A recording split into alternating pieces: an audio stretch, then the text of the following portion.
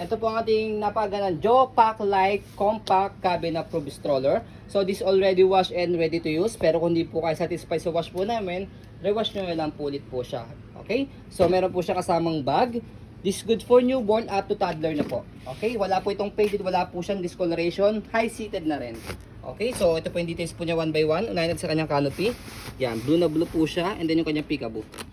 Okay, tapos next natin, yung pagkakaupo niya. As you can see, meron siya tatlong butas dito for newborn, toddler, and kids. Depende sa laki ng baby po ninyo.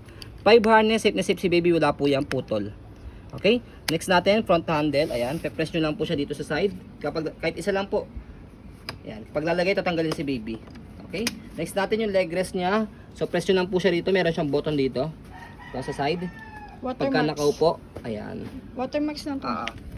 Okay, hindi yan faded, watermarks lang yan. Okay, next natin, angat lang po ito. Kapag gusto nyo po siya ihiga, adjust sa likod. Ayan. Mahaba siya. Saka may kalaparan po siya. Compare sa ibang mga compact stroller. So, yung kanyang footrest, tapos yung gulong niya. Malapad yung gulong niya. Para sa compact stroller.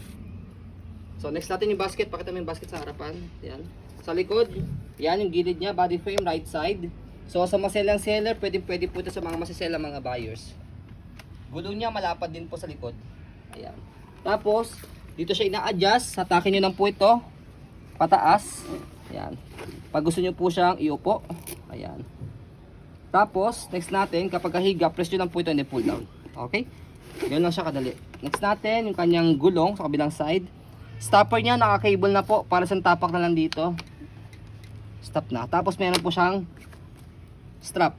Pagka nakaka-fold, baka may papakita po natin sa inyo. Basket. Kabilang side ng body frame.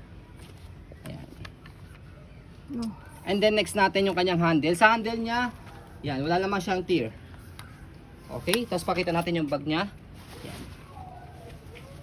Okay, Joey o Joy. Yan, Joy yung tamang pronunciation sa kanya.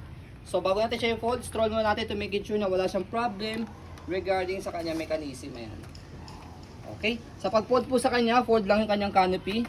Sa handle, slide and press. Yan, pag na-slide and press nyo po siya, pull down. Yan. Tapos hawak dito. Pag nakaganyan na siya, hawak dito. 'Di ba? Ganun lang siya kadali. One hand lang. Tapos strap. Ayan. Napakaganda. So kunin niyo lang po ito. Bago pa po may dalawang isip kami na i-line up po namin siya sa pang-rent namin. Dahil napakaganda niyan pang travel. So kapag inopen siya, yan. Yan, bubukan niyo lang siyang ganyan. Hawakan niyo lang dito, tapos bukan niyo lang siya. So that's it. Wala po siyang kahirap-hirap sa pag-open at sa pag-fold. So yun po, so you can see very details po kami sa pong pag-video kasi amin siya policy, no refund, no exchange, what you see is what you get. So yun po, maraming salamat. Have a nice day and God bless po.